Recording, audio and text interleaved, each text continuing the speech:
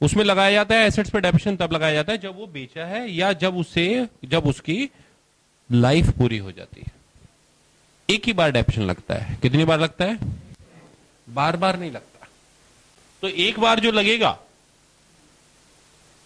वो स्टार्टिंग से लेकर तब तक लगता है। याद रहेगी बात?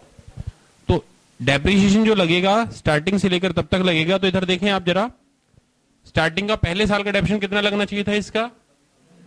1000 प्लस दूसरे साल का, तीसरे साल का, और अब करंट ईयर का। तो टोटल कितना लगेगा? तो जो लॉस आ गया, जो हम ऑलरेडी कैलकुलेट कर चुके थे, कितना लॉस आया था?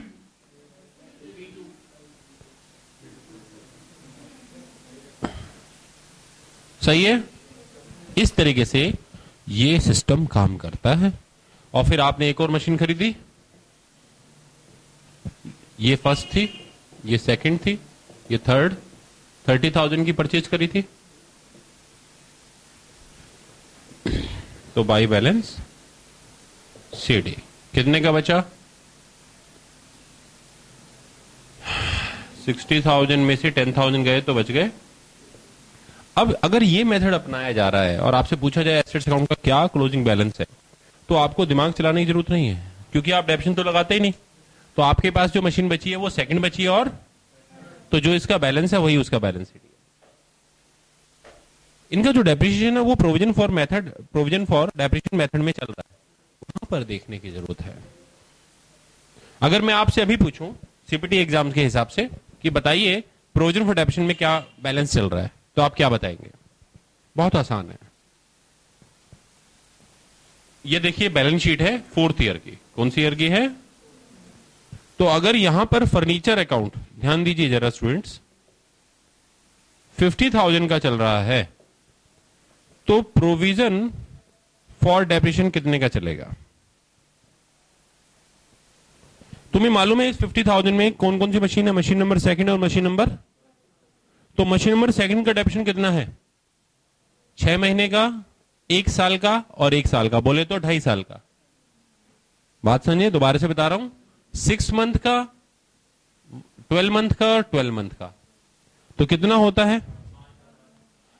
देखिए 6 मंथ का इसका होता है 1000, फिर होता है 2000 और फिर होता है 2000, यानी कि 5000। ठीक है। और फिर ये जो थर्ड मशीन है इसका 6 मंथ का कितना होता है? तो दोनों का कितना हो गया? समझ में आ गया? तो ये इस तरीके से बैलेंस शीट वहां पर तैयार होगी। डायरेक्ट आपको समझ में आ गया कि ये कितने का चल रहा होगा। और प्रोविजन फॉर डेप्रिसिएशन अकाउंट बनाकर दिखा दूं, देखो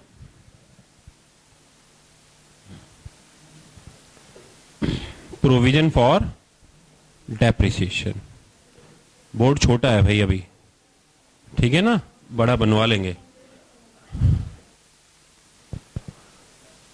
आइए स्टार्ट करते हैं। तो प्रोविजन फॉर डेप्रिसिएशन में सबसे पहले आप फर्स्ट ईयर का डेप्रिसिएशन लगाएंगे।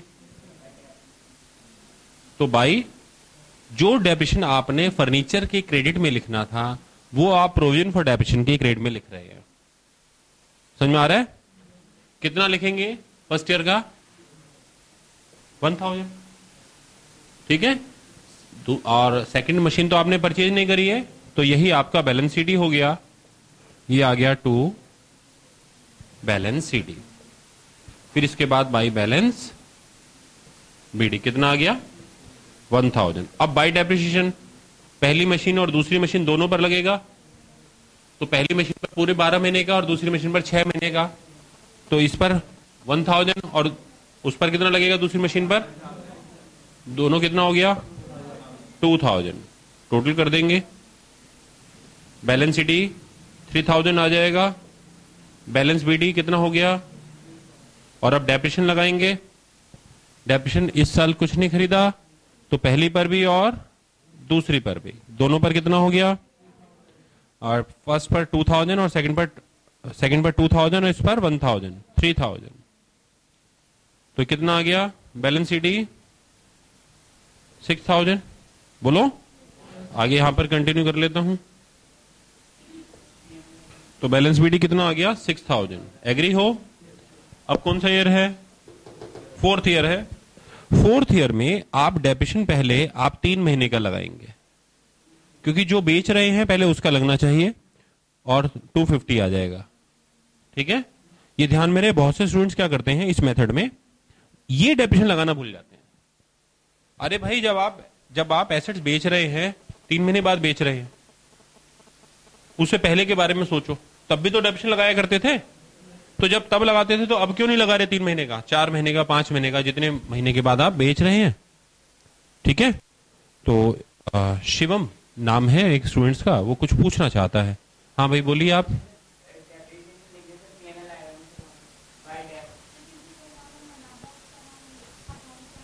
तो ये शिवम का ये क्वेश्चन, आइए आप जरा आइए। देखिए ये कुछ पूछना चाहते हैं पहले। सर ये पीएनएल मतलब प्रोविजन फॉर डेप्रिसिएशन अकाउंट है, इसमें डेप्रिसिएशन का नाम नहीं आता है, तो पीएनएल आएगा ना? अच्छा, आपका ये क्वेश्चन, ठीक, वेरी गुड। तो डेप्रिसिएशन क्यों लिखा है? यहां तो पीएनएल लिखना चाहिए था। तो इस बात का जवाब है मेरे पास, 5 मिनट के बाद दे दूं चलेगा? पहले इस क्वेश्चन को खत्म कर लूं, उसके बाद करेंगे, तब तक आप जरा होल्ड कीजिए। तो अब यहां पर 250 आ गया, और अब इसके बाद साल के लास्ट में साल के डेप्रिसिएशन लगाएंगे, पर इसे निपटा देते हैं। अब आप जरा इधर देखिए, ये क्या है? इधर देखिए भाई, ये क्या है? ये यहां पर पहुंचा कैसे? ये यहीं से ट्रांसफर हुआ है, तो इसलिए यहां से ट्रांसफर किया जाएगा। 3250। यहां पर क्या लिखेंगे? To furniture account. एक स्टूडेंट ने कहा सर क्यों ट्रांसफर कर रहे हैं, क्यों ट्रांसफर कर रहे हैं? शादियां देखिए ना, लड़कियों की शादी हो जाती है, लड़की पराई हो जाती है, तो उसके साथ सारा सामान चला जाता है, तो ये मशीन पराई हो गई, तो मशीन का जो डेप्रिसिएशन है वो भी पराया हो गया, उसे इसमें से निकाल के मशीन के साथ भेज दो। समझ में आया नहीं आया? तो इसलिए इसके हिस्से का डेप्रिसिएशन कहां पर है? वो इस संदूक में बंद है, ये संदूक है, बॉक्स है ये। तो इसलिए जब आप यहां पर इकट्ठा कर रहे थे, जब मशीन चली गई तो उसके हिस्से का डेप्रिसिएशन भी निकालकर वहां भेज दिया।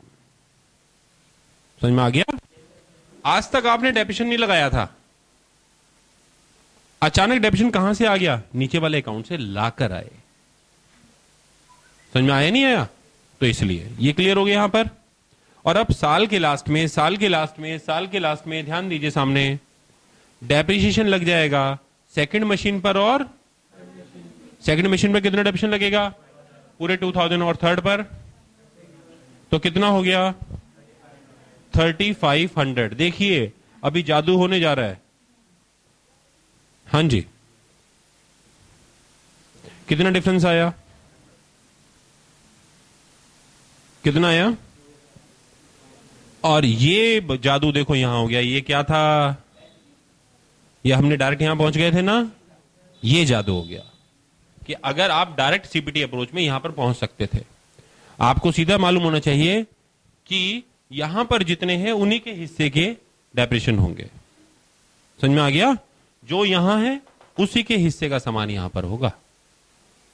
जो यहां से विदा हो चुका है, टाटा बाय बाय हो चुका है, उसके हिस्से का डेप्रिसिएशन यहां पर नहीं होगा। तो इसीलिए ये ऑटोमेटिकली वहां पर पहुंच गया। क्लियर है? ये अकाउंट सबको क्लियर हो गया। डेप्रिसिएशन हम नहीं लगाते। अब मैं ना इस क्वेश्चन को मिटाने जा रहा हूं।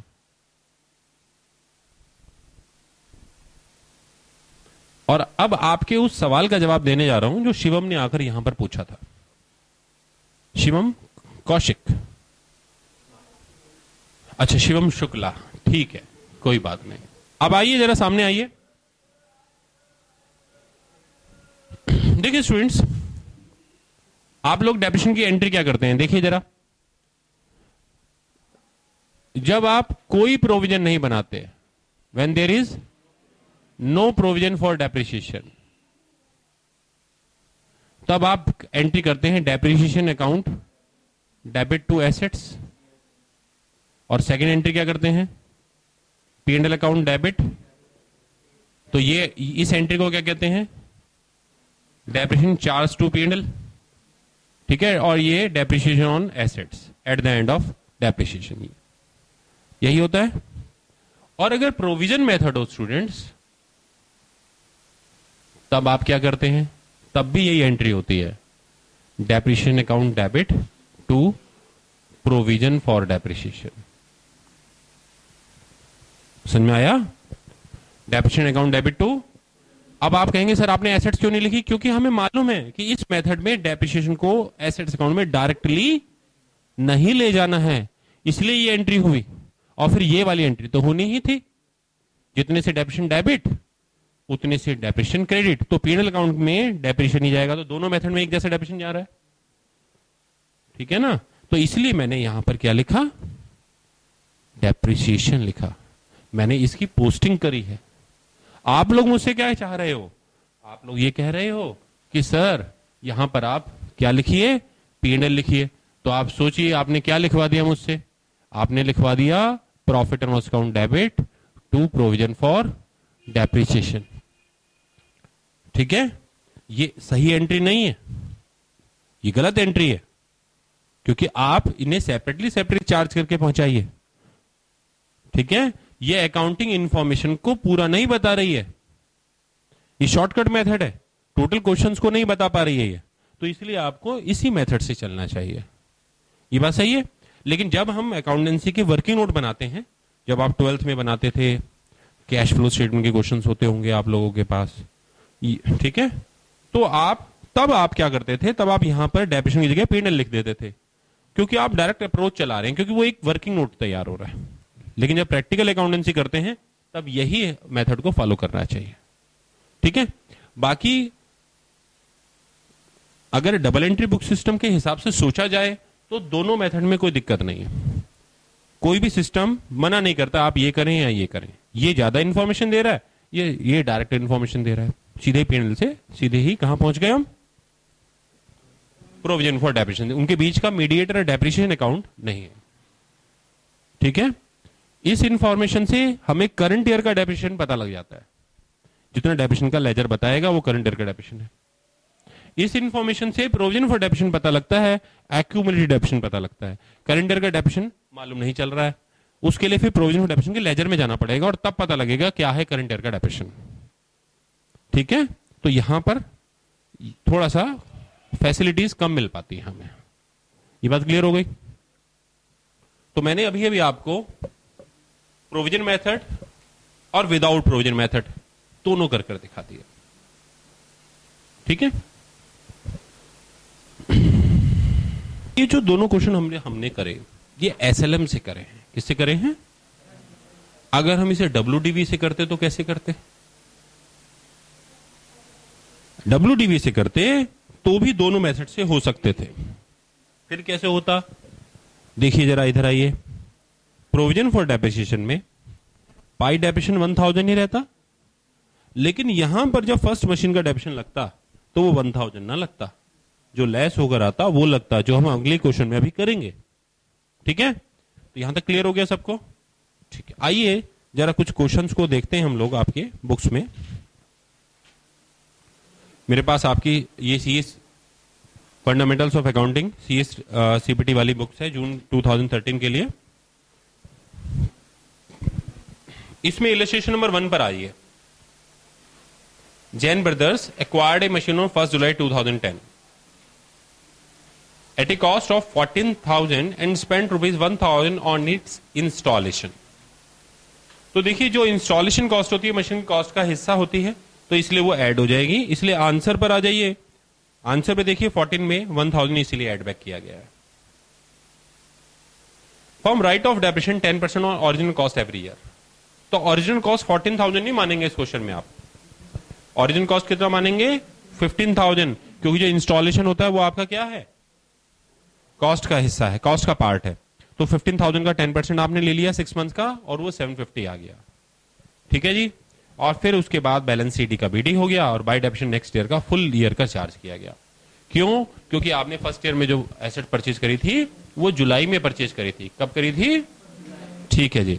और फिर ये बैलेंस सीडी आ गया, करेक्ट है। अगर इसी क्वेश्चन को हम डब्ल्यूडीवी से करते तो फिर डेप्रिसिएशन कितना होता? तो सेकेंड ईयर में डेप्रिसिएशन, देखिए आंसर में जो 15,000 का 10% लिखा हुआ है, बाई डेप्रिसिएशन 10% ऑन 15,000 लिखा हुआ है ना सेकेंड ईयर में, तो उसकी जगह लिखा हुआ था 14,250। तो डेप्रिसिएशन फिर 1500 नहीं आता, फिर कितना आता? 1425। 1425। क्लियर हो गया? इसी क्वेश्चन को अगर प्रोविजन मेथड से करते तो कैसे करते? तो फिर डेप्रिसिएशन होता ही नहीं। तो इसलिए फर्स्ट ईयर का जो बैलेंस, क्लोजिंग बैलेंस आता, वो कितना आता? 15,000। और सेकेंड ईयर का क्या आता? वो भी 15,000। प्रोविजन फॉर डेप्रिसिएशन वाला जो अकाउंट बनाते, उसमें लिखते बाय डेप्रिसिएशन, और कितना लिखते? हाँ जी, उसमें 750 लिखते फर्स्ट ईयर में, वही सीडी हो जाता, और फिर नेक्स्ट ईयर में 1500 लिखते हैं। तो प्रोविजन फॉर डेप्रिसिएशन में 750 और 1500 दोनों का टोटल आ जाता। और जब बैलेंस शीट बनाते तो यहां पर मशीनरी अकाउंट कितने का आता? 15,000 का। और यहां पर प्रोविजन फॉर डेप्रिसिएशन कितना आता? फर्स्ट ईयर का तो आता 750, सेकेंड ईयर का 1500, और ये आता 2250। समझ में आया आप सबको? ठीक है। ऐसे ही इलस्ट्रेशन नंबर सेकंड आप कर रहिएगा। ये रिड्यूसिंग बैलेंस है जो अभी अभी मैंने बताया आपको। ये मैं इसके बाद इलस्ट्रेशन नंबर थर्ड हम लोग कर चुके हैं। Sum of year digit method already जब पढ़ाया गया था वो एक्सचेंज हो गया था आप लोगों के साथ, ठीक है। इसके बाद इलस्ट्रेशन नंबर 7 है मशीन ओवर रेट मेथड पर। इलस्ट्रेशन नंबर 7 ये भी मैं आपको करा चुका हूं। जब मैंने मशीन ओवर रेट मेथड कराया था तो उस समय इसकी कॉन्सेप्ट अपनी तरफ से एक इमेजिनरी क्वेश्चन बनाकर आपको सिखाया था, और ये उसी बेसिस पर है कि एक मशीन जो आपने खरीदी है, कितने की खरीदी है? 3 लाख रुपए की, और उसकी स्क्रैप वैल्यू है 20,000। तो आप क्या निकालेंगे इसमें? डेप्रीसिएबल वैल्यू। डेप्रीसिएबल वैल्यू कितनी आ गई? Scrap value. स्क्रैप वैल्यू घटा लीजिए, पता लग जाएगा 2,80,000। और फिर इसके जो कितना आवर्स की गारंटी दी जा रही है, तो उस आवर से डिवाइड कर दीजिए, तो 1 घंटे का डेप्रिसिएशन आपको पता लग जाएगा। कितना आ गया वो 1 घंटे का डेप्रिसिएशन? हाँ जी बताइए।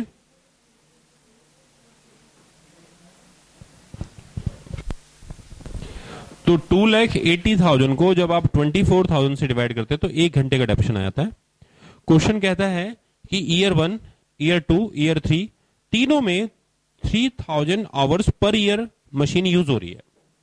तो फर्स्ट ईयर का डेप्रिसिएशन क्या होगा? जो आपने पर आवर निकाला उसे 3,000 से मल्टीप्लाई कर दो, तो वो 35,000 अप्रोक्सीमेटली आ जाएगा।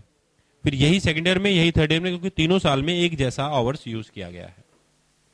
फिर फोर्थ, फिफ्थ और सिक्स्थ ईयर में 2600 आवर्स पर ईयर यूज किया गया है, तो पर आवर को 2600 आवर से मल्टीप्लाई कर देना, तो ऐसी हालत में फोर्थ ईयर का डेप्रिसिएशन, फिफ्थ ईयर का डेप्रिसिएशन और सिक्स्थ ईयर का डेप्रिसिएशन आ जाएगा। क्लियर है? फिर आते हैं प्रोडक्शन यूनिट मेथड में इलस्ट्रेशन नंबर 8 पर। तो इलस्ट्रेशन नंबर 8 में प्रोडक्शन यूनिट मेथड में मैंने आपको बताया था कि इसमें डेप्रिसिएबल वैल्यू को जो एक्सपेक्टेड जो यूनिट्स होते हैं उनसे डिवाइड कर दीजिए, तो 1 यूनिट का डेप्रिसिएशन आ जाएगा। इसमें डेप्रिसिएबल वैल्यू कितनी है? 1,80,000, क्योंकि कॉस्ट है 2 लाख और स्क्रैप वैल्यू है 20,000, तो डेप्रिसिएबल वैल्यू कितनी हो गई? 1,80,000। 1,80,000 को एक्सपेक्टेड यूनिट्स कितनी है? 1.5 लाख लिखा हुआ है, तो उसे डिवाइड कर देंगे तो 1 यूनिट का डेप्रिसिएशन आ जाएगा। 1 यूनिट का डेप्रिसिएशन आ गया, और उसे, हाँ जी 1.2 आ रहा है, बच्चे बता रहे हैं, स्टूडेंट्स बता रहे हैं। तो उससे आप जितनी यूनिट्स आपने प्रोडक्शन करी है उससे मल्टीप्लाई कर दीजिए, आ जाएगा। आपने तो फर्स्ट ईयर में, सेकंड ईयर में, थर्ड ईयर में, तीनों में 20,000 यूनिट्स हैं, तो उससे मल्टीप्लाई कर देंगे तो आ जाएगा।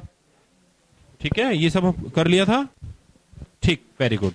तो ये आप कर लेंगे। इलस्ट्रेशन नंबर 9 पर आ जाइए, डिप्लेशन मेथड पे है। मैंने बताया था डिप्लेशन मेथड कब यूज होता है? डिप्लेशन मेथड तब होता है माइंस के लिए, ठीक है ना, जहां पर माइंस या कोई क्वेरीज होती है, तो वहां पर जब कोई काम चल रहा होता है तो उसके लिए हम इस मेथड को यूज करते हैं। और ये जो डेप्रिसिएशन निकाला जाता है, ये किसके हिसाब से निकालता है? डेप्रिसिएबल वैल्यू को जो एक्सपेक्टेड क्वांटिटी होती है उससे डिवाइड कर देते हैं, तो एक क्वांटिटी पर किलोग्राम या पर क्विंटल के हिसाब से डेप्रिसिएशन निकल जाता है। तो इस क्वेश्चन में डेप्रिसिएबल वैल्यू कितनी थी? 1 करोड़ है, और इसमें एक्सपेक्टेड जो आपका क्वांटिटी निकलनी है वो कितना लिखना है? 2 लाख टन। तो 1 करोड़ को 2 लाख टन से डिवाइड कर दीजिए। 1 टन का डेप्रिसिएशन पता लग गया आपको, कितना आ गया? 50 रुपीज। और फिर उसके बाद आपने फर्स्ट ईयर में कितना टन उसमें से डिप्लेट करा है, खाली करा है? 2,000 टन। तो 2,000 को आप पर टन के हिसाब से जो डेप्रिसिएशन निकालता है इंटू 50, उससे मल्टीप्लाई कर दीजिए। 2000 को 50 से मल्टीप्लाई कर देंगे तो आ जाएगा। फिर इसके बाद नेक्स्ट ईयर में 10,000 टन है तो 10,000 इंटू 50 डेप्रिसिएशन आ जाएगा। थर्ड ईयर में 15,000 टन है तो उसको 50 से मल्टीप्लाई कर देंगे तो आ जाएगा। क्लियर हो गया। नेक्स्ट आए इलस्ट्रेशन नंबर 10 से ऊपर क्या लिखा हुआ है, प्रॉफिट और loss on the sale disposal of depreciable assets. ये अभी अभी हमने क्वेश्चन किया था कि एसेट्स को बेचा था और उस पर प्रॉफिट या लॉस को हमने निकाला था ना। तो इस तरीके से इसे निकाल दिया जाता है। उसमें फार्मूला क्या है कि जिस ईयर में आप बेच रहे हो उसकी स्टार्टिंग का बुक वैल्यू निकाल लो और उस ईयर में 3 महीने 4 महीने जितने महीने आपने यूज करा है उतने का डेप्रिसिएशन और माइनस कर लो। तो यानी कहां तक पहुंचना है आपने, बेचने वाले दिन पर। जिस दिन आप बेच रहे हैं उस दिन की बुक वैल्यू चाहिए, जिस दिन आप बेच रहे हैं उस दिन की बुक वैल्यू। तो उस दिन की बुक वैल्यू निकाल लेंगे आप लोग और उस दिन की बुक वैल्यू निकालने के बाद फिर उसे अगर आपने उससे ज्यादा कीमत पर बेचा है तो डिफरेंस जो होगा वो सरप्लस यानी प्रॉफिट होगा, और अगर आपने कम पर बेचा है तो क्या होगा, लॉस हो जाएगा। क्लियर है स्टूडेंट्स, वेरी गुड। तो ये हमने कर लिया है। इलस्ट्रेशन नंबर 10 इसी पर बेस्ड है। इलस्ट्रेशन नंबर 10 में आप देखिए क्या है कि एक मशीन परचेज करी है, फिर उसी साल 6 महीने बाद एक और मशीन परचेज कर ली है और फिर नेक्स्ट ईयर जो मशीन सबसे पहले खरीदी थी वो बेच दी, और नेक्स्ट ईयर जो बेची है वो कब बेची है, 6 महीने बाद। कितने महीने बाद, 6 महीने बाद बेची है। तो आप नेक्स्ट ईयर में उस मशीन का बुक वैल्यू निकालेंगे रेट ऑफ सेल का, और फिर देखेंगे कि वो जो 38,600 यहां पर बेचने का प्राइस लिखा हुआ है उससे कम है या ज्यादा है। अगर उससे ज्यादा है तो लॉस हो गया और अगर उससे कम है तो डिफरेंस प्रॉफिट हो जाएगा। और फिर एक और मशीन हम यहां पर परचेज करी है और ये क्वेश्चन WDV मेथड से करना है। सॉल्यूशन देखिए आप लोग, यहां पर आपको दिया हुआ है सारा सॉल्यूशन।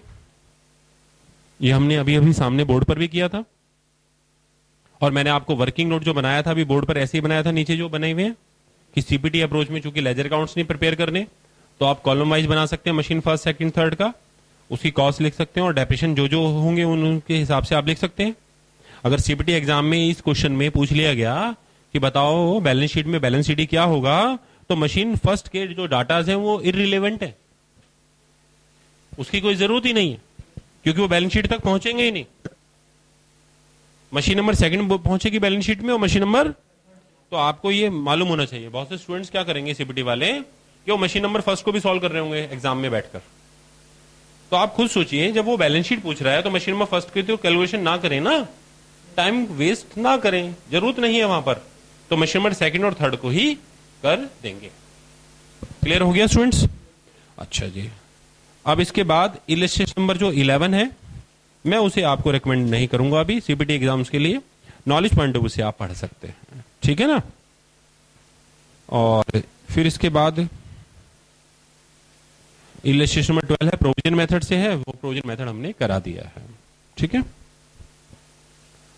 अब कोई स्टूडेंट्स मेरे को ये कहेगा सर आपने 11 क्यों नहीं करवाई, तो देखिए मैं इसके लिए ये बात बता रहा हूं कि आप लोगों को जो एग्जाम है वो सीपीटी एग्जाम है और ये जो क्लासेस चल रही हैं आपकी वीडियो क्लासेस, हमारा पूरा पर्पस है, मेन जो सोलो पर्पस है हमारा वो यही है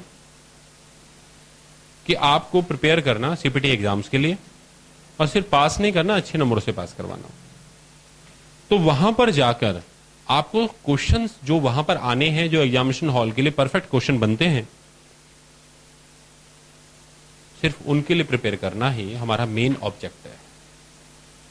ये जो क्वेश्चन है इलस्ट्रेशन नंबर 11 ये इस टाइप का नहीं है कि सीपीटी एग्जाम में एग्जामिनर छाप सके। क्वेश्चन पेपर में क्वेश्चन छप नहीं सकता ये, क्योंकि वहां जो सीपीटी के पैटर्न पर जो क्वेश्चंस आते हैं वो एमसीक्यू बेस्ड आते हैं, तो ये वो स्टाइल का क्वेश्चन नहीं है, ठीक है ना। तो इसलिए ये क्वेश्चन है, अगर आपका जो क्वेश्चन है ऑब्जेक्टिव टाइप क्वेश्चन पैटर्न पर ना आकर डिस्क्रिप्टिव टाइप पर आता तो होता है क्वेश्चन, ठीक है। बाकी नॉलेज के लिए पढ़ सकते हैं, कोई दिक्कत हो मुझसे बात कीजिए, मुझे मेल कीजिए, मैं वीडियो बना दूंगा, निराश होने की जरूरत नहीं है।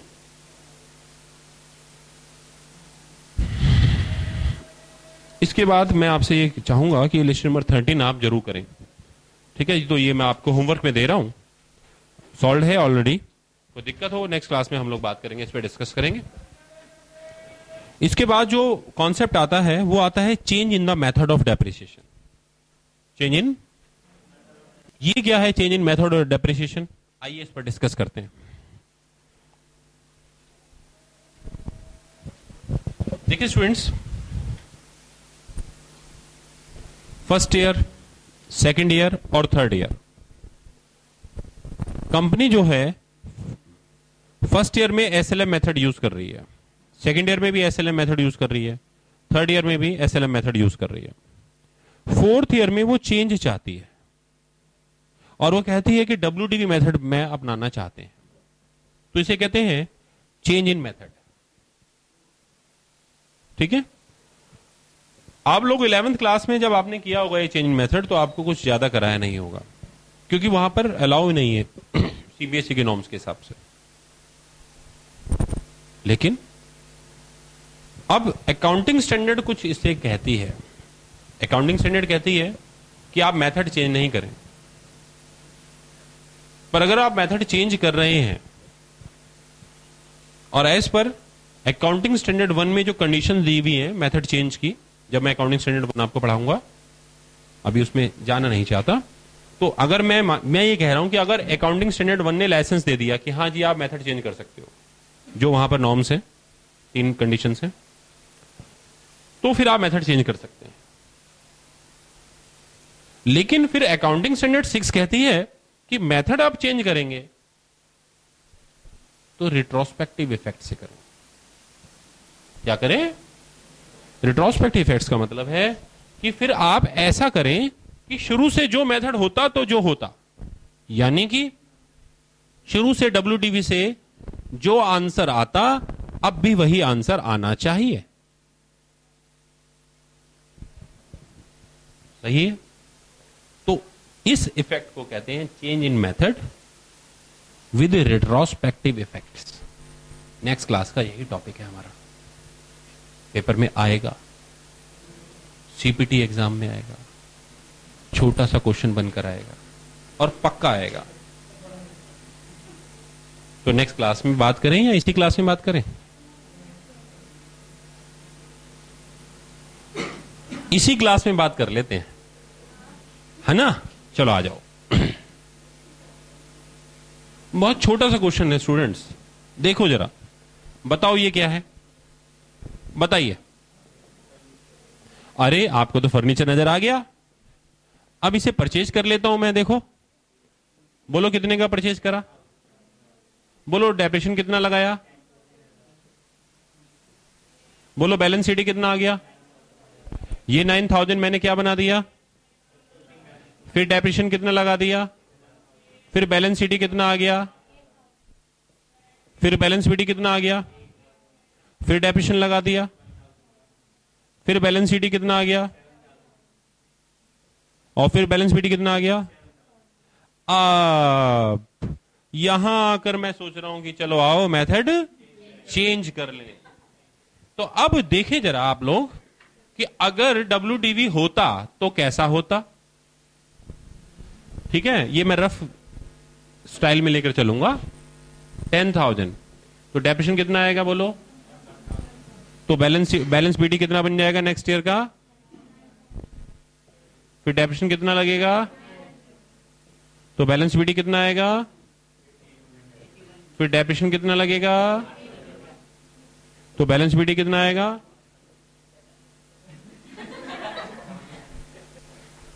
तो अब जो डेप्रिसिएशन लगेगा वो कितना लगेगा,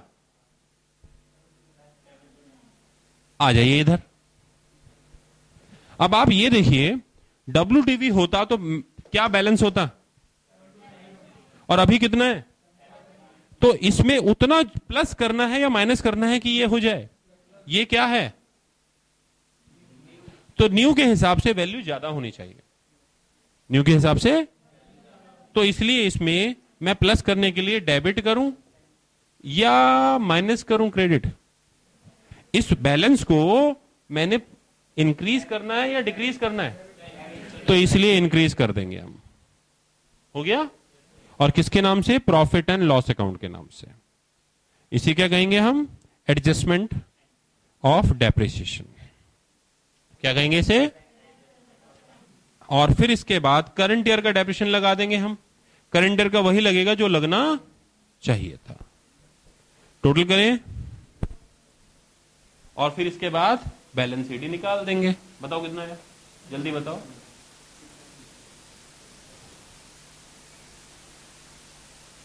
ये बात समझ में आ गई? अब इसको करेंगे कैसे एग्जाम में, ये तो बताना पड़ेगा। अब अकाउंट थोड़ी बनाओगे वहां बैठकर। तो इसे देखें, इसका वर्किंग नोट देखें। अब आप, ये है SLM, क्या है ये? और ये है WDV, और ये है first year, second year, final year. हो गया कॉलेज? हाँ जी। तो अब देखें जरा, SLM के हिसाब से कितना डेप्रिसिएशन, फिर उसके बाद, और 3 साल में कितना डेप्रिसिएशन लगाया, और अगर WDV से लगाते तो फर्स्ट ईयर में कितना लगाते। याद रखिए, फर्स्ट ईयर में SLM और WDV दोनों एक जैसे डेप्रिसिएशन लगते हैं, ये याद रखना है इस बात को। तो अब ऐसी हालत में सेकंड ईयर में कितना आएगा? 900, और फिर कितना आएगा? तो एक्चुअली कितना आया, समझ में आ गया?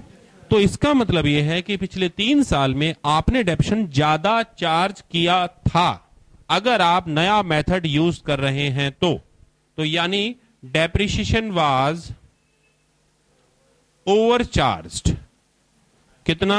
3000 माइनस 2710 यानी 290। तो इतना आपने ज्यादा चार्ज करा। That amount has to be adjusted and it should be adjusted with the account of profit and loss adjustment accounts. समझ में आ गया? एग्जाम में क्या पूछेगा वो कि बताओ अगर मेथड चेंज कर रहे हैं तो एडजस्टमेंट कितने नाम से, कितने अमाउंट से करनी है, तो आपका आंसर 290 होना चाहिए। या आपसे वो ये पूछ सकता है कि बताइए करंट ईयर का डेप्रिसिएशन कितना होगा, तो कितना होगा? 729। ठीक है, समझ में आ गया? कितना आराम से समझ में आ गया। तुम लोग वैसे ही कह रहे थे सर छोड़ दो, अरे देखो समझ में आ गया। देखो थोड़ा सा फर्क है अकाउंट्स और लॉ में।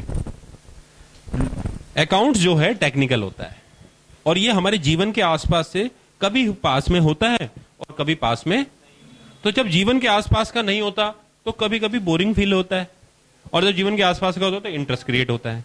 पर लॉ हमेशा हमारे जीवन के आसपास का ही होता है, इसीलिए उसे एक फिल्म की कहानी की तरह आप लोग उसे सुनते जाते हो और इंजॉय की तरह उसको इंजॉय करते रहते हो, और उसे जो है क्या होता है, सुनते सुनते याद हो जाता है वो। तो थोड़ा सा लिमिटेशन है। लेकिन अब इसका उल्टा इफेक्ट सोचो। अब जब लॉ लिखवाऊंगा ना आपसे, या आईपीसी का कोई स्टूडेंट सारा लॉ सुन लेता है, सब टीचर्स के यहाँ ऑल ओवर इंडिया में बहुत सारे टीचर्स पढ़ाते हैं, और फिर उसके बाद जब उससे आंसर शीट लिखवाई जाती है तो उससे लिखा नहीं जाता। तब नंबर फिर ऐसे ही आते हैं 60, 70, 75, 80। ठीक है ना? टॉपर जितने अकाउंट्स में आते हैं उतने लॉ में नहीं आते, जबकि लॉ आसानी से समझ में आ रहा है। तो इसके पीछे रीजन क्या है? क्योंकि टेक्निकल जो सब्जेक्ट है अकाउंट्स, उसे आप समझते हो तो लिखना भी सीख जाते हो। पर लॉ पर आप सुनते हो और सुनने के बाद क्या नहीं करते, उसकी रिटन प्रैक्टिस नहीं करते। रिटन प्रैक्टिस ना करने से आपका जो रिटन कंटेंट है उसमें क्वालिटी की अब्सेंस हो जाती है। अब्सेंस इन पार्टनरशिप डीड था ना, absence of quality in qualitative material. तो इसलिए ये बातें ध्यान में रखें। पर अभी जाना नहीं है, अभी ये क्वेश्चन अधूरा है। ये तो तुम्हें चार्ज करने के लिए मैंने ऐसे करा था। अब आ जाओ, अभी क्वेश्चन अभी अधूरा है। आइए वापस आते हैं। ये क्वेश्चन अगर उल्टा कर दूं तो, उल्टा का मतलब यह है कि ये था पुराना मेथड और ये है नया मेथड, तो फिर क्या होगा? तो आप देखिए स्टूडेंट्स, सामने देखिए। अगर ओल्ड है तो फिर अब इधर देखिए, तो पहले कितना डेप्रिसिएशन लगाया था और नए के हिसाब से क्या होना चाहिए। यानी पुरानी जो कंपनी थी वो 3 साल से WDV यूज कर रही थी, और फिर WDV यूज करते हुए अब चौथे साल में उसने क्या कहा, भाई हम तो SLM यूज करेंगे, स्ट्रेट लाइन मेथड यूज करेंगे। तो ऐसी हालत में पुराने टाइम में उन्होंने डेप्रिसिएशन क्या लिया, कम, और अब कितना लेना चाहिए। तो मैं क्या कहूंगा, depreciation was under charge in last 3 years, तो कितना, इतना। तो अब ये डेप्रिसिएशन मुझे लगाना है। अब बताओ, मैंने इतना डेप्रिसिएशन लगाया है, लगाना इतना था, तो क्या डेप्रिसिएशन और लगाऊं? हाँ, और लगाऊं, क्योंकि मैंने पिछले 3 साल में डेप्रिसिएशन कम लगाया था और मुझे अब ज्यादा डेप्रिसिएशन लगाना है। तो इसलिए अब मैं माइनस करने के लिए क्या करूंगा, 729 किसके नाम से, और फिर डेप्रिसिएशन कौन से मेथड से लगेगा, और नए का असली कीमत पर लगेगा, यानी कि 1000। बताओ कितना बैलेंस सीडी आएगा, जल्दी से बताओ। बिल्कुल 1, देखो ना, 3 साल ये, चौथा साल ये, 4 साल का 4000, तो बैलेंस सीडी 6000 आएगा, क्योंकि ये एसएलएम से आ रहा है। किससे आ रहा है? एसएलएम से आ रहा है। पेपर में पूछा जा सकता है। तो बहुत से स्टूडेंट ये करते रहेंगे, एसएलएम कर लो, डब्ल्यूडीवी कर लो। अरे जब उसने मेथड को चेंज कर लिया और रिट्रोस्पेक्ट इफेक्ट से कर लिया, तो ये सब करने की जरूरत नहीं है। तुम्हें समझ में आ गया कि बैलेंस सीडी नए इफेक्ट के साथ ही आएगा। नया इफेक्ट अगर एसएलएम है तो डायरेक्ट आप इस आंसर पर पहुंच सकते हो, कोई वर्किंग नोट की जरूरत नहीं है। सिर्फ थोड़ा सा यूज ऑफ माइंड वो यूज करना है। जो मैं दे रहा हूं, जो इकट्ठा करना चाहता है कर लो। ठीक है जी, क्लियर हो गया सर? तो ये change in method of application अभी अभी हमने किया। कोई और भी मेथड है? एक और मेथड है, शॉर्टकट मेथड। चलो अगली क्लास में बताऊंगा मैं वो मेथड। ठीक है, फिलहाल आप चेंज इन मेथड का मैं आपको क्वेश्चन दे दूं, वो आप करिएगा। इलस्ट्रेशन नंबर 14, ठीक है ना, आप ये कीजिएगा इलस्ट्रेशन नंबर 14, और फिर इसके बाद बचे हुए क्वेश्चंस और बचे हुए अनसोल्ड क्वेश्चन हम लोग अगली क्लास में करेंगे। सब कुछ अच्छे से समझ में आ रहा है आप सभी को? मैं उम्मीद करता हूं कि मैं अच्छा सा पढ़ा रहा हूंगा, और अगर पढ़ाने में कोई और भी कुछ सजेशन आप दें तो वेलकम है, क्योंकि मैं चाहता हूं कि ये जो वीडियो क्लासेज में पढ़ा रहा हूं ना, तो ये मेरा पर्पस सॉल्व हो जाए। मेरा पर्पस सॉल्व हो जाए, और वो कैसे हो कि आप लोग पढ़ने में कामयाब हो जाएं, आप लोग सीपीटी में फर्स्ट अटेम्प्ट में पास हो जाएं। उसके लिए मुझे जितने मर्जी वीडियो बनाने पड़े मैं बनाऊंगा, पर आप पास हो जाएं, और पास होने के बाद एक मिठाई का डब्बा ईमेल से भेजते हैं मेरे को, एक मीठा मीठा ईमेल। ठीक है जी, चलो स्टूडेंट्स, ऑल द बेस्ट। ठीक है जी। एस्टिमेटेड एसेट्स, कई बार कैसे ऐसा होता है स्टूडेंट्स कि आपने एसेट्स की जो एज थी वो फर्स्ट ईयर में आपने 10 इयर्स मानी थी, ठीक है, लेकिन हुआ ये कि जब चौथा साल आया तब आपको पता लगा कि ये जो मशीन है ये चौथे साल का बिगनिंग है, कि ये मशीन अभी और ज्यादा चल जाएगी। आपने अनुमान लगाया ऐसा, 3 साल पूरे हो चुके हैं तो 7 साल रह गए। अब मशीन को आपको लगा कि अभी 1 साल और एक्स्ट्रा चल जाएगी, 1 साल। तो अब ये कौन से वैल्यू है बताइए आप?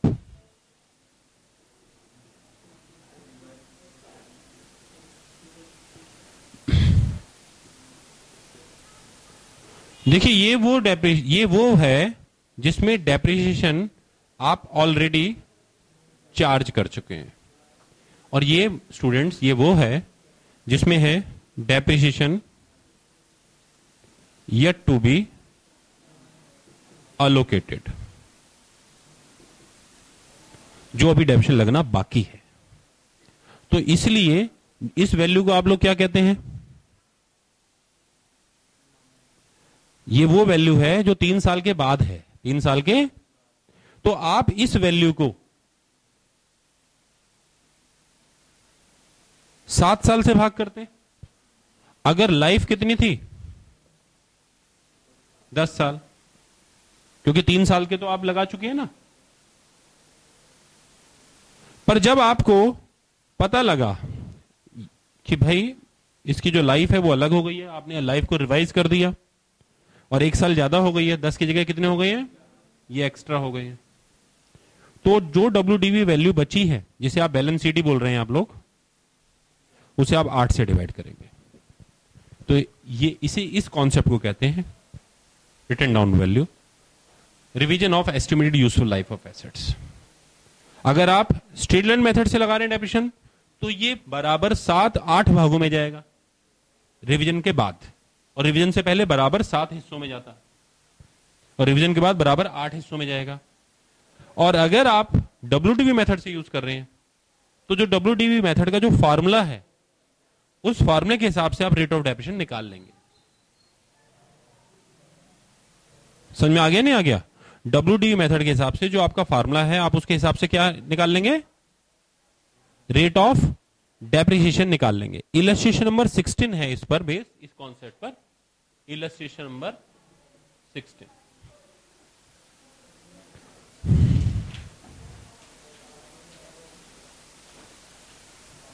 ठीक है। और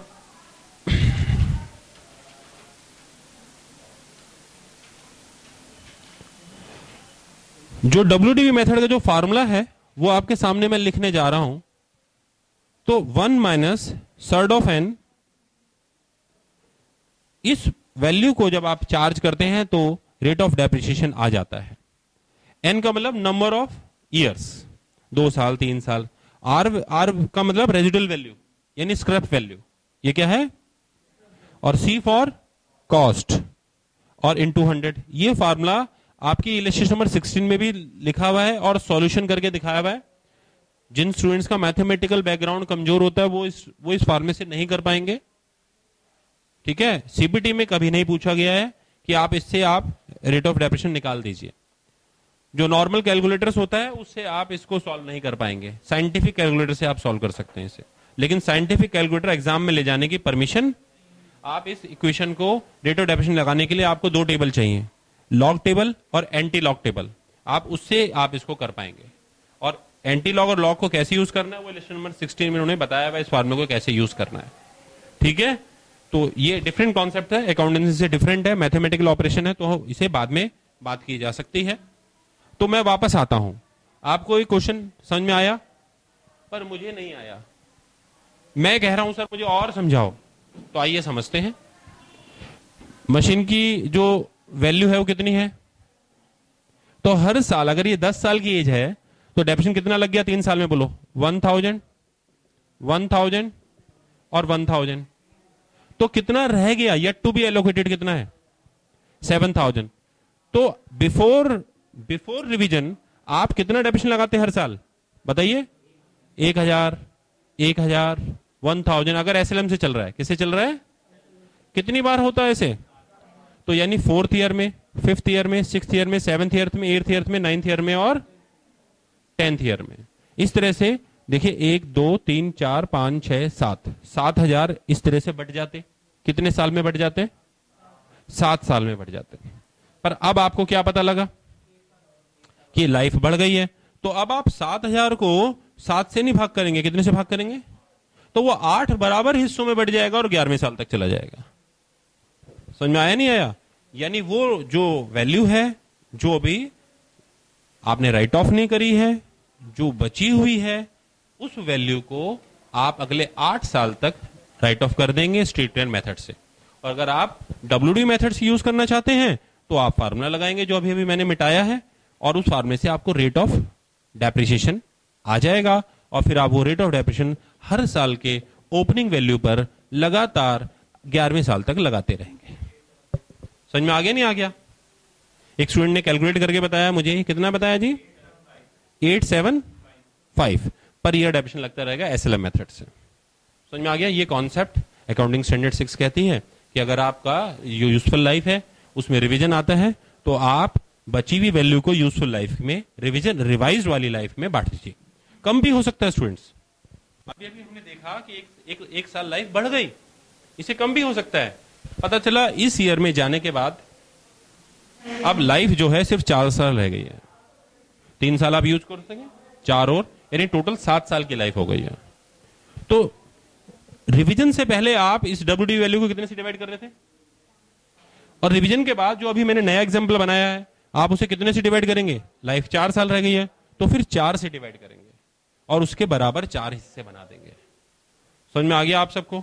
क्लियर हो गया? ये था रिवीजन इन लाइफ। ठीक है ना, जो एस्टिमेट ही करते हैं लाइफ, एग्जैक्ट तो हमें मालूम नहीं होती। क्या रिवीजन इन कॉस्ट प्राइस भी हो सकता है? अकाउंटिंग स्टैंडर्ड 6 उस पर भी बात करती है कि अकाउंटिंग स्टैंडर्ड 6 कहती है कि हाँ, आप लाइफ में भी रिवाइज हो सकता है, तो क्या ट्रीटमेंट है, ये आपको बताया मैंने। और फिर वो ये भी कहती है कि अमाउंट में भी अगर चेंज आता है तो क्या ट्रीटमेंट है, वो ये भी बताती है। उसको मैं वैसे बता देता हूं क्योंकि आपकी बुक्स में शायद नहीं दिया हुआ हो। वो ये कहती है कि अगर आप कोई एसेट्स में कोई चेंज कर रहे हैं, मान लीजिए आपके पास एक बड़ा ही वॉशिंग मशीन है और उसमें बॉयलर लगा हुआ है, बॉयलर खराब हो गया और आपने उसमें बॉयलर नया लगवा लिया, तो ये एक मेजर रिपेयर है और इससे कॉस्ट ऑफ एसेट्स इफेक्ट होती है। कॉस्ट ऑफ एसेट्स, तो यानी रिपेयर दो तरीके की हो गई, जिससे कॉस्ट ऑफ एसेट्स चेंज होए और जिससे कॉस्ट ऑफ एसेट चेंज। जो रनिंग और मेंटेनेंस के लिए रिपेयर लगाई जाएगी उससे कॉस्ट ऑफ एसेट चेंज नहीं होती और उसको सेपरेटली रिपेयर अकाउंट में चार्ज करते हैं। कहां चार्ज करते हैं? पर अगर कोई मेजर रिपेयर जो उसकी सेल वैल्यू को इफेक्ट कर दे, जो उसकी यूटिलिटी को इफेक्ट कर दे, तो ऐसी हालत में उस कॉस्ट का क्या करना है। यहां पर मैं अपने क्वेश्चन को प्रूव करने के लिए बताता हूं कि हमने ऐसी कोई मेजर रिपेयर कराई कि मशीन की उम्र 1 साल ज्यादा हो गई, 11 साल हो गई। कितनी साल हो गई? और उस पर लगाए 2,000 रुपए। तो अब वो 2,000 रुपए क्या इसकी कॉस्ट में जोड़ूं? अभी 7,000 है, क्या उसे 9,000 करूं? ये क्वेश्चन है, क्वेश्चन ये है। तो इसका जवाब है कि कुछ केसेस में जोड़ते हैं और कुछ केसेस में नहीं जोड़ते। यानी कुछ केसेस में तो 7,000 ही रहेंगे, नहीं आप नहीं जोड़ सकते, और कुछ केसेस में आप 7,000 में 2,000 प्लस कर सकते हैं। इसके पीछे अकाउंटिंग स्टैंडर्ड 6 ये कहती है कि जो आपने उसमें मेजर रिपेयर कराई है, जो पार्ट लगाया है, वो उसका पुरानी वाली एसेट्स का इंटीग्रल पार्ट बना या नहीं बना। अगर वो उसका पार्ट बन गया तो आप उसकी कॉस्ट में जोड़ दीजिए, पर अगर वो उसका पार्ट नहीं बना तो आप उसे सेपरेटली अकाउंट्स उसका मेंटेन कीजिए। सेपरेटली। एग्जांपल बताता हूं, घबराओ मत। आपके पास घर में कंप्यूटर रखा है, उसके हार्ड डिस्क खराब कर दो, हो गई खराब। अब नई हार्ड डिस्क लगाई तो हार्ड डिस्क कंप्यूटर का क्या हो गया? इंटरनल पार्ट हो गया। तो अब वो जो हार्ड डिस्क की कीमत है वो कंप्यूटर के लेजर अकाउंट में जाएगी और कंप्यूटर की कॉस्ट को बढ़ा देगी। समझ में आ गया? ये कहती है अकाउंटिंग स्टैंडर्ड 6 कि तब तो वो कॉस्ट ऑफ एसेट्स में प्लस हो जाएगा वो मेजर रिपेयर। अब आपने क्या करा, आइए दूसरा एक और एग्जांपल सुनाता हूं कि आपने कंप्यूटर के साथ प्रिंटर परचेज कर लिया। क्या कर लिया? तो प्रिंटर एक सेपरेट अकाउंट्स हो गया। वो अलग भी बिक सकता है। वो जरूरी नहीं कि कंप्यूटर